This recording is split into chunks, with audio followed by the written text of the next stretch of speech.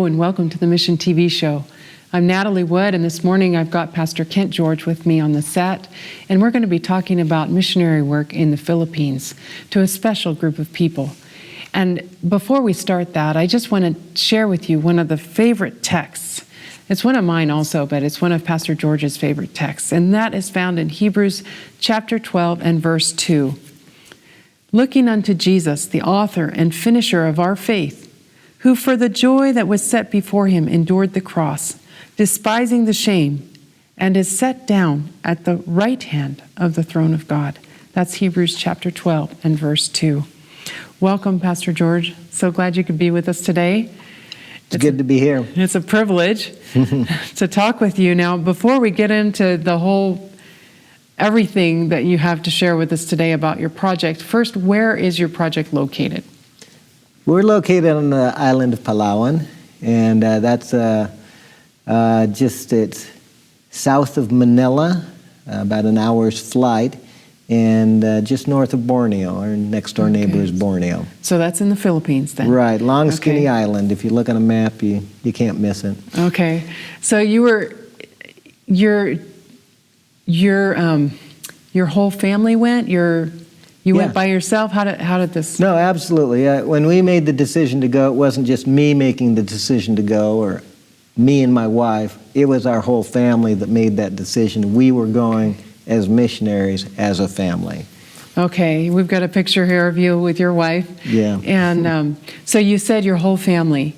How many children do you have? At that time, we had 4 children.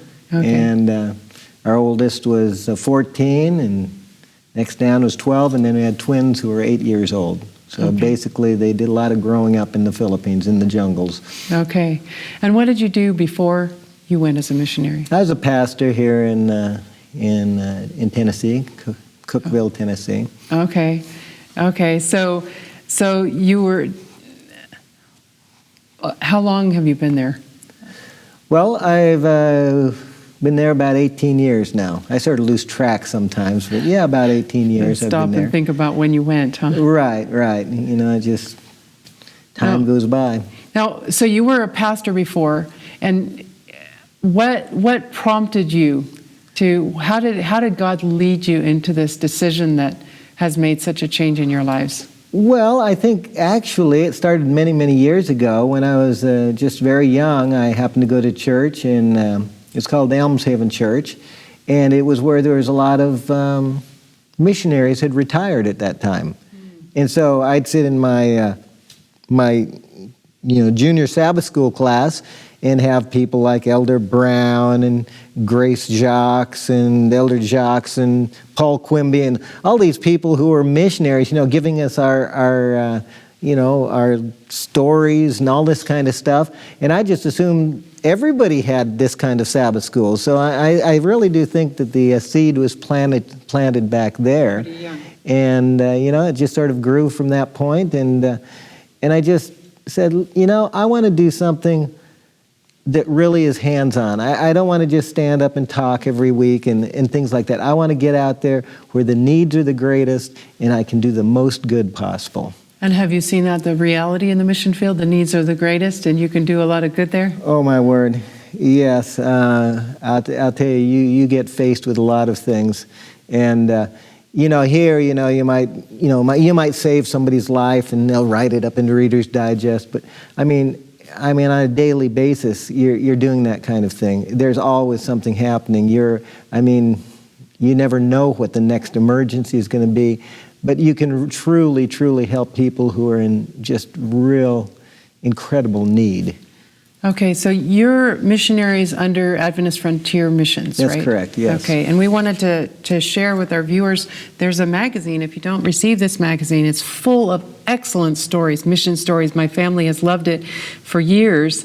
And there are always stories about different projects, and almost every time there's a story from your project, isn't there? There's always a story from us, unless we run out of time and don't write a story that month. One. Okay, so you can subscribe to this magazine by contacting AFM at afmonline.org. You can also call the phone number on the screen, 800-937 4236. So if you want to get a hold of excellent missionary planning materials, you grow to, the people, even if you've never met them before, you've heard about their high points and their low points and their struggles, and you learn what to pray for missionaries. And it's just an excellent magazine. We've enjoyed the resource also. And so you're based in the Philippines. What exactly does your project involve? I mean, are you just preaching? Are you doing evangelistic series? What? Well, that was a big question that we asked when we first got there. We went over and we sort of had this vague idea. We thought, well, it'll become more clear as we arrive. Well, no, it worked the other way. It became more confused as we got there. And, you start out, you say, well, we're going there to baptize people and start churches. But you rapidly realize that, no, it's got to be bigger than that. And deeper. And as the years have gone by, I've tried to put in a few words what we're there for. And basically, really, you might say that the reason we're there is to find the rest of the family. That we are there to see people in the kingdom. That if that takes them through baptism and into our church, that's great. But, I have stories of people who were never baptized. They were never, none of those things. But I hope to see them. There's a story about Sunganan. He came to our clinic. He was very sick. He was very old. And we just said there's nothing we could do. His heart was just worn out. And I began to talk to him, and I found a man who just had a very humble spirit, that when I told him about Jesus, he was open, he was receptive, he listened to everything I had to say. He just sort of ate it up, you might say. Mm-hmm. Well, he only lived for 4 more days, but he had one final request to us, and this was a big request. It might not sound like much to people here, but it was incredible. He said, when I'm buried, I want a Christian funeral. Now, see, up to this time, we had never had a Christian funeral. They always had the pagan rites and all of this kind of stuff. And so just a few days later, it was our privilege to dig that grave in that rocky soil and lay Sunganan to rest and to realize that, as far as we could see, he was ready to the Lord to come. But he had never been baptized. He never went to church. He never paid tithe. All those things that we like to, check off and say, look, we've made a success. But, he had totally avoided all of those things. But the fact is that if he's in heaven, which I feel that he's going to be, that we have been a success. Right. That's fantastic, that he will be there, that, hopefully with tuning his daughter, she was baptized to be an Adventist, but at the age of 17, we happened to be on furlough. She came down with typhoid fever and died. And, people here don't realize how tough life can be where you have nobody to turn to for help. Mm-hmm. You get typhoid, if there's nobody there to take care of you, you just die. And it's our privilege to be there to help. So you mentioned the clinic. Mm-hmm. So can you describe that to us or explain to us what that is? Or? Well, it's what you'd call a jungle clinic. My wife is in charge of that. And is it all clean and sterile? As sterile as you can with bamboo and, a grass roof. But actually, we've upgraded to a nicer clinic that is actually better. But I remember one time with our little clinic before, there was an epidemic of typhoid, and we had 16 typhoid patients, and then you have all their watchers, their family, who are sort of trying to take care of them. I mean, we had patients, every horizontal surface had patients on it. I mean, they were everywhere. You had so it's inpatient. Well, if they're bad enough, if they're in bad shape, they're inpatient. So they have nowhere else to go except to us. We're the only, we're the primary caregivers there. And for miles and miles around. But, it's interesting that at first there was a lot of resistance because what we might call witch doctors, they didn't like us there because they wanted to do their demonic routines and all of these to try to help people get well. Okay. And so they saw us as a threat. But as time passed and they realized, hey, this makes a difference to go to the clinic, they began coming to us. And the witch doctors just lost a lot of power because they finally quit going. I mean, you have a few diehards that still hang in there. One of the main hard-headed witch doctors we have, his son got sick. They live 10 minutes from our clinic. And his son says, take me to the clinic, take me to the clinic. And he said, no, I'll do something, I'll do something. And finally he said, you got to take me to the clinic, I'm going to die if you don't. He said, okay, tomorrow I'll take you. So he waited till tomorrow, got up in the morning, got his son on his back, started down for the clinic, and his son died on the trail. 10 minutes away. And, you know, it's just amazing to me that people can be so steeped in those demonic religions that they can actually allow their children to die. But fortunately, many people have seen the light and are unwilling to follow the old ways. Wow, praise the Lord. Yeah. So you have a number of witnessing opportunities as a result of the clinic. Oh, we have, constant. Yeah, constant. There's always another emergency. You know, when student missionaries come, I say to them now, how would you feel if at 3 o'clock in the morning I woke you up and said, we need you to walk for 4 hours with a stretcher and pick up a patient and walk back? And at that point, they say, wow, bring it on, I want to do it. And I say, you remember that, because when it's 3 o'clock in the morning up there in those mountains, you won't feel as eager to do it. Right. But you do it anyway, because, it's life or death. Absolutely, really. Absolutely. It makes a real difference to the people. Mm-hmm. Now, how many people do you serve in your clinic every year? Have you ever figured that out? Last time we counted, it was 7,000 in a year. Okay, so that's a number every day. Yeah. Like on a Sunday. A Sunday is a big day. You'll have 60, 70 patients. Okay. And you had shared with us before that you calculated the average cost per patient. Well, yes. Back then when we calculated that, and I didn't do it again, maybe it's gone up a little, but at that time it was costing us $1.75 per patient. Now, of course, not every patient we're saving their life, but there's a significant number we are. So I'd say, boy, that's quite a buy to be, doing what you're doing. Right. I don't know if you've been to the hospital lately with the $1.75 in your pocket, but it doesn't go very far here. No. I don't think I would buy an aspirin or a Band-Aid even. So besides the clinic, what else do? You have a number of, seems like, other projects going? Well, one of the things we found is that when you're going into a new culture where, Christianity isn't there, you want to target what we call them in Palawanos, gungarangs. They're the old men who run the show. Uh-huh. But we found out the gungarangs, that their whole system, their animus, their devil worships, and the whole system is their power structure. That to keep them in power, they need that system. And so they don't want to change the system. They don't want to give up on demon worship, because that's where their power comes from. So to convert one of them has become almost impossible. Okay. And what we realize is the people that are able to change are the young people, the very young, the youngest of all. And so what we have done, we've started schools, because there's no school up there. When we went there, nobody knew how to write their name. Nobody could, nobody had ever been to school before. Wow. And so in our schools, of course, we teach them, but the primary focus is evangelism, changing their life. Because changing their life is more than just teaching, 28 fundamental beliefs or something like that. It's showing how Christianity changes people. Okay. It changes families. It makes this incredible difference. So you might say it's a sort of mentoring program where we're teaching them how God would want them to live, because Christianity is meant to be an incredibly practical force in this world.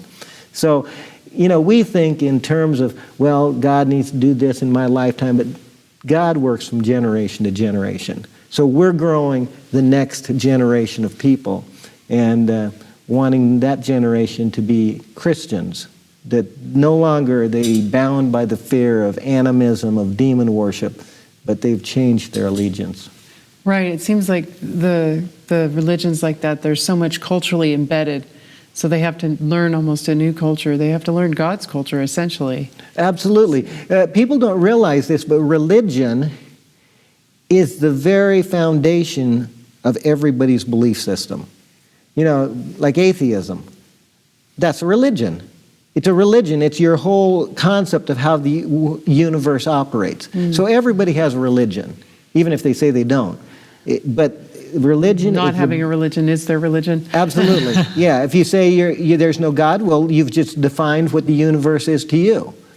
But it's your very basis. And so we find that when we change them from animism, you can't just pull them out of it and drop them. You have to give them another belief system, something that is superior. Because in animism or demon worship, I've talked to them and I've asked, okay, you believe in a lot of gods, Ampo Pare, Ampo Socket, all these different gods, but how many of those gods are a God of love?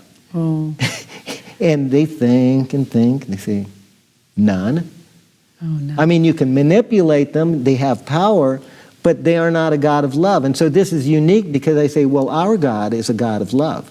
Yeah. And of course, the Gungarangs like to come and they say, well, Ampo Pare and Jesus, they're one and the same. Wow. And, because they want, they see us as Americans, they want to get in with us and be on, chummy with us, but they don't want to leave their own beliefs. And we have to say, no, I'm sorry, but they are not the same. They're very much different. Because their gods, they're the gods of this world, which are demons. Right, and they're manipulative, and they're mean, and they're... That's right. You have to do merit and they're meritorious dangerous things in order to, They're very dangerous. They're dangerous, and when people have fear of them, they rightly have fear of them because they are not. Some people think that these are imaginary forces. They are absolutely not. They are not imaginary. We've had to deal with them in our clinic, in our schools, and everything. When we open them up, we have to go around that land where they are and pray and claim that territory for Jesus, because to exclude the demons, that they're not going to take control of that territory. Because the devils had claimed it before. Oh, absolutely, yes. Right. They don't want us there. And they don't give up easily. They do not. They do not. People sometimes think that you can just pray a prayer and it's gone, but it's not always that simple. Sometimes it happens that way, but sometimes it's a struggle. And you had mentioned in a talk I heard you do before that sometimes it's when you think that you can do something in order to get them to leave that nothing happens, and you finally come to the realization that there's nothing you can do. Absolutely. God, in His love for us, has to bring every one of us to the point where we realize we are in over our head. We cannot handle it ourselves. And that's exactly what He does. He brings us to that point until we realize, we say, God, I can't do it. I can't. It's you're running the show. I'm not. You have to take control. I remember one time we had a lady who was demon-possessed for 10 days on our front porch. Now, you want to talk about a stressful situation. That's stressful. Yeah. And, we prayed. We did everything we could. And she just continued to be. And finally, after 10 days, we literally just gave up. We just said, God, we've tried to do all the things You told us to do. We've tried to do it the right way. But Lord, we can't do it. There's nothing we can do.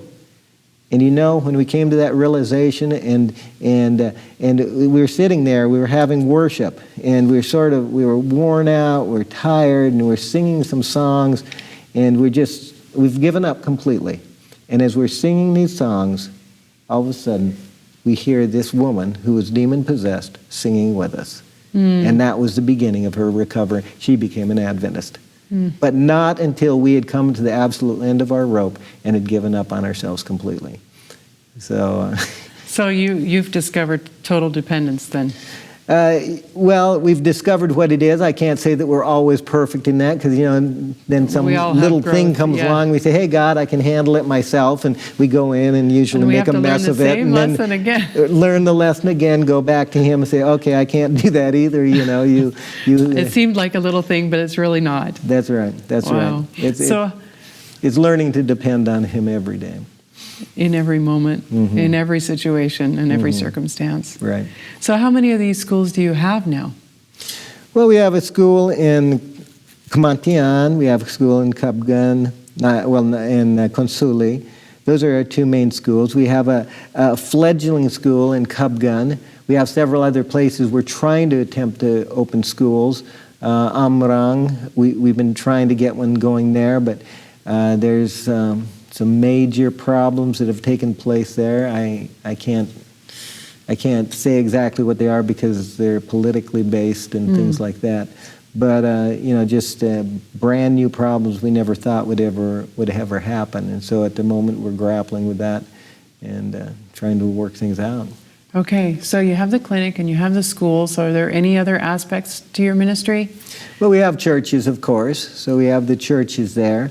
And how many churches do you?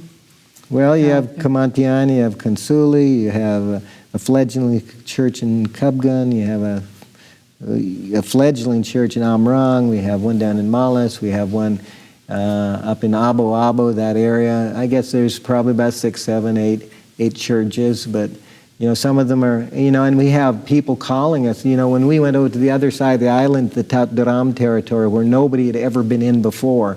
I mean, this is an area where even the Palawanas were afraid to go in because there's these stories, these guys are head-to-hand, these guys will kill you, they'll eat you, and all of this kind of stuff. And we went into those mountains, hiked 22 hours into the mountains, and basically we just found very, very poor people there. And what was amazing to us, they already knew about us. And they said, would you come and would you help us? We want you to come over and help us. But we don't have the personnel, but our hope is for our 10-year goal is to touch every Palawano in all those mountains. That's a large goal, but that's what we're hoping to do. Well, you've got to find the rest of the family. Absolutely, absolutely. You have to. Well, do you have any stories of the schools that you'd like to share? Well, in regards to the schools, mainly it's just stories of people that have just grown up, and it's just neat to see families. I mean, when you're working with a belief system that is wrong, it's creating dysfunctional families. And it's neat to see how Christianity can create families that are less and less dysfunctional, families that are whole. And so our school is like that. It just is changing people in that way. Because what's interesting is we take our elementary school students, they go through elementary school, and when they finish elementary school, if they want, we will hire them back to be elementary school teachers. Okay. And so these teachers, as they learn to teach, that's like further education for them, and so that instructs them. It's changing the children. Everything just works together for good. And it's just... It's really neat to see it happen. And teaching also teaches them service. Mm-hmm. Exactly. Which is thinking of outside of yourself, which is not something that comes from the devil. That's something that comes from God. So. And see, this is what I'm starting to realize that all the 28 fundamental beliefs or whatever you have, those are important. But the most important thing is service. That it's like the Bible says. Jesus said, "You pay tithe on mint and anise and cumin, and have omitted the weightier matters of the law, mercy, justice." Well, mercy and justice deals with people. In other words, he's saying those are the weightier matters. How we deal with people, how we reach out to people. That's the heart of Christianity. That's really important. Absolutely. Without that, you've lost the heart. Well, if you think about why Jesus came here. He came here for mercy and justice. Absolutely. He didn't come here to tell us what the law was. I mean, he came to show us the outworking of the law, but he came to show us mercy. That's right. Justice. Everything has its place. The law has its place. It's like in Palawan, people say, "Have you taught them righteousness by faith?" I say, "Well, no. Well, we have to start off. We have to start off with the law because they don't even know about the law. So you have to understand about the law." But then when you find out that you can't live the law, then you find out about Jesus Christ, who's the one that gives us the power to live that. Right. So it's really neat. Teaching them the whole gospel instead of just... Oh, yeah. Not just bits and pieces, not the ones that feel good, Because the Bible says to take up our cross and follow Him. And a lot of times we omit those things about taking up His cross. That's why I like that text you read earlier, because it says... people, I come back to the United States and then you ask, "What do you do?" And I tell them, and they say, "You having fun?" And I sort of go, that's sort of like having a soldier come back from the wars and say, "Do you have fun there?" Did you have fun? That's not or saying, Jesus, when He was here on earth, did He have fun? Well, no, it's in a different realm, because Right. what he was saying is that who, for the joy that was set before him, he did not have fun going to the cross. He did not find joy in the cross, but he found joy in the fact that beyond it was a goal that he was seeking for. And that's what our privilege is for, is to find the rest of the family. Exactly. That's why Jesus came. And that's the joy that, yes, there are fun times, but the true meaning of it is the joy that you will gain as you see those people coming to the Lord and being prepared. Right. And the second coming, with the rest of your family all gathered together for eternity. That's right. Well, that will be a blessing. Now, just really we're at the end of our time almost, but I just want to ask you, do you have any regrets? Does your family have any regrets? No. The only regrets I have are the regrets where I made mistakes. I was just thinking over it this morning. I thought, do I really have any regrets? And the only thing I would say I'd change is if I would listen more carefully to God and be more obedient to His Word. That's the only thing I would say I'd regret in the whole thing. So you regret the humanity in yourself, the flesh? Yes, but no. I have 18 years to look back, and in spite of people telling me I was crazy to do it and that I was irresponsible to take my children to a place that is rampant with malaria and typhoid, And snakes. Didn't anyone talk to you about the snakes? Oh, yes. There's all sorts of them. It's interesting how they measure snakes. They're that size, or that size, or that size. Oh, interesting. So, yeah, they have all of those kind of things. But, it's... No, I've even asked our children, did you feel like you were shortchanged, that you did not you only had 1 year of formal education before you went to college? Did you feel shortchanged? And their answer is, no, we feel sorry for those people who never had the opportunity we had. Wow, so would you recommend that other people try it out? I would recommend being obedient to God's Word. Because if you're going to go and you're going to do that, you need to be absolutely sure that that is what God is calling you to do. Some people are not called. Maybe He's just calling you to support somebody else. Okay. But what I do advocate is everybody be involved. If you can't go as a missionary... What's the first step that you would recommend in involvement? My first step is pray. First of all, pray. Okay. Number 2, be obedient to what God says to you. And number 3, become involved in a ministry. I would love to see every Christian out there supporting, at least financially and with their prayers, some missionary far out there in the field. So you think that we should get involved in overseas missions by at least supporting them? Absolutely. I mean, what if I say to you, I go to the soup kitchen downtown? Is that enough involvement for me, or would you still recommend that I say, fantastic. That's wonderful if you do that.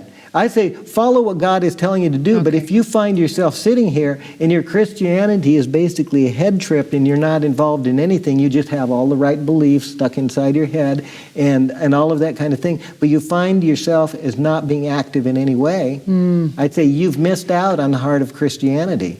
Become involved. Activity. Because I find the people who are the most supportive in ministry over there are also the most active here. Okay. But, God has a place for everybody, so I can't dictate and say, well, you must do this exactly this way or that way. But I do say, whatever God, if you're doing nothing, go to God, and if you're uncertain, at least when you see a need, get involved in it. Okay. And become a part. Because the more you give, the more you'll get. I mean, it's an investment you will never be sorry about. Okay. Well, thank you. And I just want to give the email, the website again, afmonline.org, and the phone number, 800-937-4236. And I just want to thank you so much for sharing with us today. And it's inspiring and yet challenging to each of us. Well, thank you. Thank you, and may God bless you as you continue your project. You're headed back there soon, or? I'll be headed back in just a little less than a week. Yes. Okay. Yes. All right. Well, we'll be praying for you. Thank you very much. All right. And thank you to our viewers for joining us today on the Mission TV show. May God bless you until we see you again.